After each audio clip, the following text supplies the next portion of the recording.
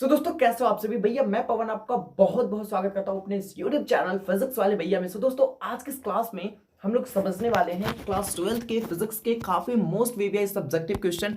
और ये जितने सारे भी सब्जेक्टिव क्वेश्चंस हैं ये आपके फाइनल बोर्ड एग्जाम के लिए काफी ही ज्यादा इंपॉर्टेंट होने वाले हैं। तो प्लीज आप सभी सेशन को एंड तक जरूर से जरूर देखना। एंड आप सभी की जरूरत है हमें सपोर्ट की, ठीक है। तो प्लीज आप सभी हमें सपोर्ट करना थोड़ा, ठीक है, ताकि मैं आप सभी को ऐसा ही हाई क्वालिटी कंटेंट प्रोवाइड कराते रहूं। तो बाकी अगर आप सपोर्ट नहीं भी करोगे तो मेरा काम है भैया बताना, समझाना, पढ़ाना, मैं वो तो करता ही रहूंगा, ठीक है जी। बाकी आज के इस क्लास में हम लोग एमबीबीएस सब्जेक्टिव क्वेश्चन करने वाले हैं बीएससी 2024 वालों के लिए। काफी ज्यादा आज का सेशन बहुत ज्यादा इंपॉर्टेंट है। तो आइए आज के इस क्लास को शुरू करते हैं। तो हमारे सामने जो पहला नंबर क्वेश्चन है, इससे पहले मैं आपको कुछ चीजें बता दूं। जैसे कि आप सभी को पता है कि हमारे YouTube चैनल का नाम है फिजिक्स वाले भैया, और हमारा जो कोड है वो है भैया फिजिक्स लव है हमारा, यानी कि फिजिक्स से हमें प्यार है। फिजिक्स का डेरिवेशन से, थ्योरी से बिल्कुल भी नहीं डरना है। मैं आपको अच्छी तरीके से सारी चीजें समझाने वाला हूं। तो भैया प्लीज सब्सक्राइब कर लेना आप सभी, ठीक है। फिजिक्स के इंपॉर्टेंट सेशन आज का है, ठीक है।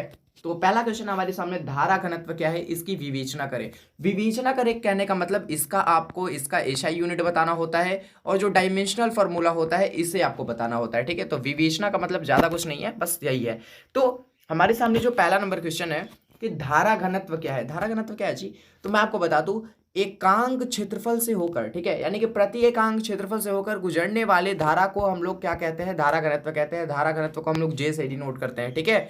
धारा घनत्व को हम लोग जे से डिनोट करते हैं। जे बराबर आइए हमारा फॉर्मूला हो गया, ठीक है। समझे कैसे हुआ, नहीं समझे एक बार और मैं बता रहा हूँ आपको, ठीक है। प्रति एकांक क्षेत्रफल से होकर गुजरने वाली धारा को, ठीक है, यानी कि प्रति एकांक क्षेत्रफल से होकर जितनी धारा गुजरेगी, ठीक है, वही हमारा धारा घनत्व कहलाएगा। और इसकी विवेचना की करी जाए, इसकी एसआई मात्रक बात करी जाए तो ये हमारा धारा है, इसका हो जाएगा एम्पियर बटा में हमारा क्या है जी, एरिया है, इसका हो जाएगा मीटर स्क्वायर, यानी कि एम्पियर बटा मीटर स्क्वायर इसका एसआई मात्रक हो गया, ठीक है। अब आइए इसकी डायमेंशनल फॉर्मूला की बात कर लेते हैं। जैसे कि हमारे सामने क्या है, हमारे सामने इसका फॉर्मूला था जे बराबर का आई बटा में ए, यानी कि प्रति एकांक क्षेत्रफल में होकर गुजरने वाली धारा को हम लोग धारा घनत्व कहते हैं।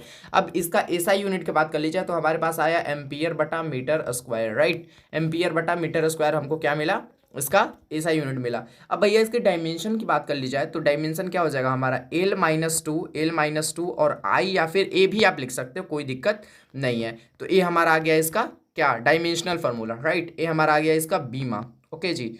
तो पहला क्वेश्चन क्लियर होता हुआ। विवेचना का मतलब ज्यादा कुछ नहीं सोचना। बहुत सारे लोग तो सोचते हैं अरे भैया विवेचना क्या होता है, भैया चलो इसको छोड़ देते हैं, बस धारा घनत्व का डिफिनेशन लिख देते हैं तो आपको मिलेंगे 1 नंबर, समझ रहे हो। और इसकी विवेचना करोगे तो आपको 1 नंबर और, यानी कि 2 नंबर में लघु उत्तरीय में प्रश्न पूछा जाता है, राइट।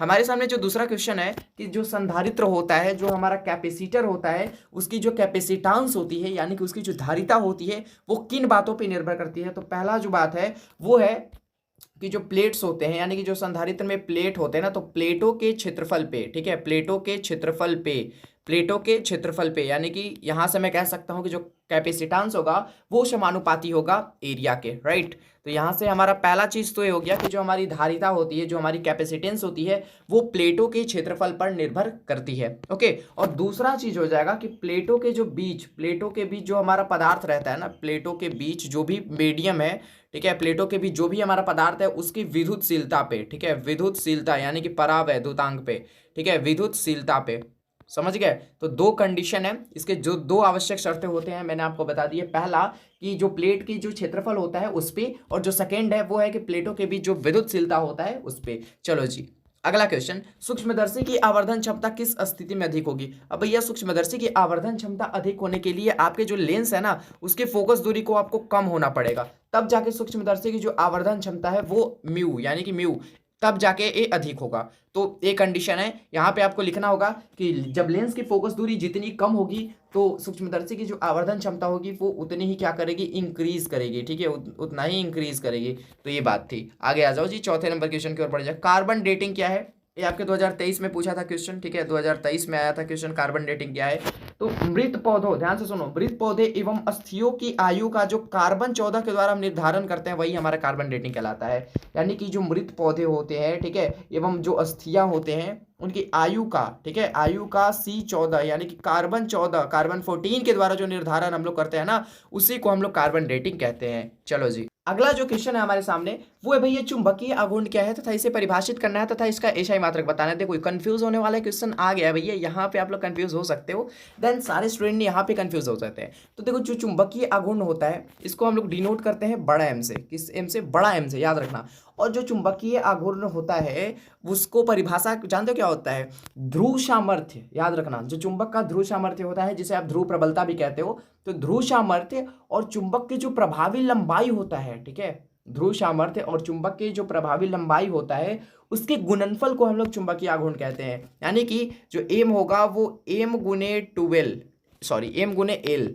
यहाँ पे समझो, यहाँ पे समझो, यहाँ पे किस तरीके से हुआ, यहाँ पे हमारा बड़ा एम बराबर क्या है, छोटा एम गुने एल। अब छोटा एम हमारा क्या है, यहाँ पे छोटा एम हमारा है ध्रुव सामर्थ्य, क्या है जी, ध्रुव सामर्थ्य, ओके। छोटा एम हमारा है ध्रुव सामर्थ्य, ओके। और एल जो है हमारा वो चुंबक का प्रभावी लंबाई है, ठीक है। बाकी यहाँ पे आप ऐसे भी लिख सकते हो कि एम बराबर 2 ml ऐसे भी लिख सकते हो, क्योंकि यहाँ पे 2 मैंने तो एक क्वांटिटी दर्शा दी है, ठीक है, इससे कोई दिक्कत नहीं है।